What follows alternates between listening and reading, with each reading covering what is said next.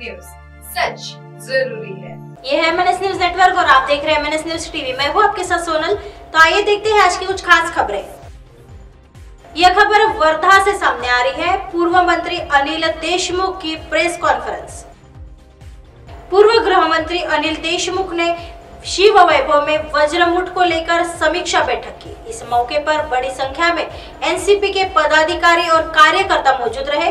इस अवसर पर उन्होंने चुनाव आयोग द्वारा लिए गए निर्णय के बारे में अपनी राय व्यक्त की। उन्होंने कहा कि राकापा के गठन के 6 महीने के भीतर ही इसे राष्ट्रीय दर्जा मिल गया था, लेकिन अब हमारे पास बीच के चुनाव में कई राज्यों में विधायक है। उन्होंने कहा कि वह विशेष नदनों से चर्चा करेंगे और चुनाव आयोग से अपील करेंगे। हाल ही में कई जिलों में बेमौसम बारिश और भारी बारिश हुई, लेकिन महाराष्ट्र के मुख्यमंत्री और उप मुख्यमंत्री अयोध्या के दौरे पर गए। सुधा ने राय व्यक्त की कि किसानों को संकट में छोड़कर पूरी कैबिनेट के अयोध्या चले जाने से महाराष्ट्र में काफी असंतोष है। आइए बढ़ते हैं अगली खबर की तरफ। यह खबर अमरावती से सामने आ रही है। संजय गांधी नगर के लोगों को मिलेगा मालिकाना हक। ए रवि राणा व मंत्री मुनगंटीवार की बैठक संपन्न।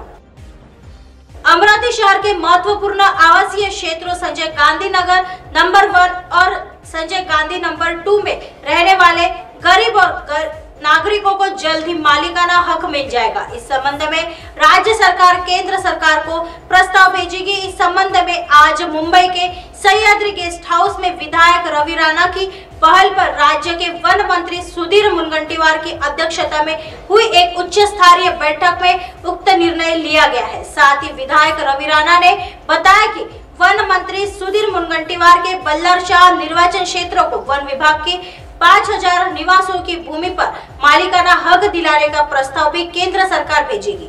आइए बढ़ते हैं अगली खबर की तरफ। यह खबर मुंबई शहर से सामने आ रही है। दुर्भाग्य की बात है कि प्रधानमंत्री का पत्र बंटना शुरू हो गया है। संजय राउत। वंचित बहुजन आघाड़ी और शिवसेना ने शुरुआती बातचीत की है। प्रकाश अंबेडकर और उद्धव ठाकरे के बीच 2-3 बार बातचीत हो चुकी है। प्रकाश अंबेडकर चाहते हैं कि डॉक्टर बाबा साहेब अंबेडकर के संविधान की रक्षा की जाए। वे जानते हैं कि संविधान का जीवित रहना कितना महत्वपूर्ण है। हम इस कारण से एक साथ आए हैं कि संविधान को बरकरार रखा जाना चाहिए। अब मुझे पता नहीं कि आगे क्या होगा, क्योंकि मैं अगली मीटिंग के लिए वहां नहीं हूं। मैं प्रकाश अंबेडकर को जानता हूं, लेकिन उन्होंने बीच में ही कह दिया कि मैं संजय राउत को नहीं जानता। किसी ऐसे व्यक्ति पर टिप्पणी करना गलत होगा जिसे कोई नहीं जानता है। मैं शिवसेना के ऊपर ही बोलूंगा। डॉक्टर बाबा साहेब अंबेडकर और महाराष्ट्र के बीच एक संबंध है, इसका वर्णन नहीं किया जा सकता। महाराष्ट्र ने इस देश को हीरो बनाया है। इसमें छत्रपति शिवाजी महाराज और डॉक्टर बाबा साहेब अंबेडकर का उच्च स्थान है। डॉक्टर बाबा साहेब अंबेडकर ने देश को संविधान दिया, लेकिन अब उस संविधान को बचाने के लिए एक और लड़ाई लड़नी है। यह दुर्भाग्य की बात है कि इसके लिए एक और स्वतंत्रता संग्राम छेड़ना पड़ रहा है। इन देशों में सिर्फ संविधान की रक्षा का नारा सुनाई देता है। यहाँ लोगों की दुर्दशा हो रही है। डॉक्टर बाबा साहेब अंबेडकर ने हमें जो दिया वह वर्तमान सरकार हमसे छीन रही है।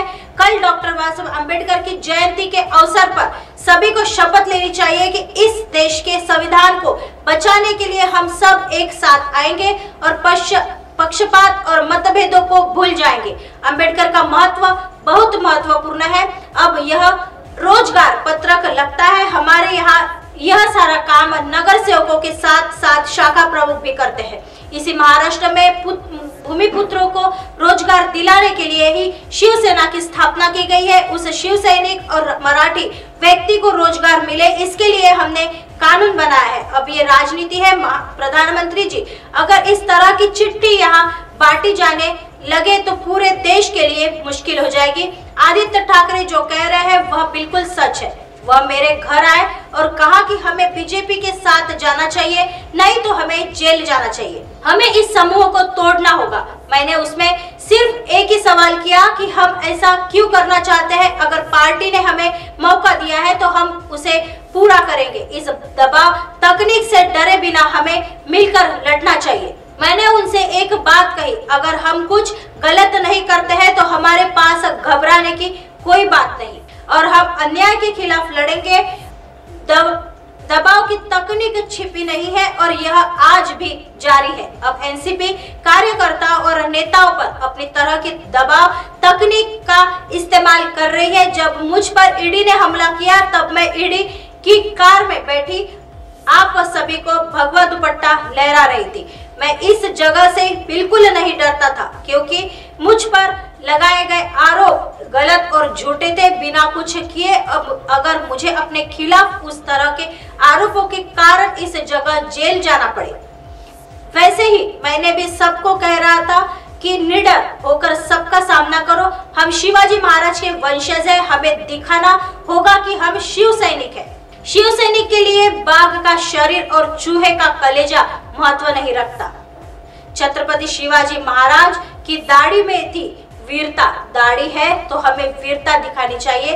लेकिन आप डरे हुए थे और दूसरे भी डरे हुए थे। जो विधायक उस समय एमपी छोड़कर चले गए थे, उनमें से आधे के खिलाफ ईडी की कार्रवाई नहीं हुई थी और वे डरे हुए थे। और अब सभी जानते हैं कि एनसीपी के मामले में भी यही प्रयोग चल रहा है। ऐसी खबरें फिर लेके आएंगे इसी समय इसी जगह। तब तक देखते रहे एमएनएस न्यूज़ नेटवर्क। नमस्कार।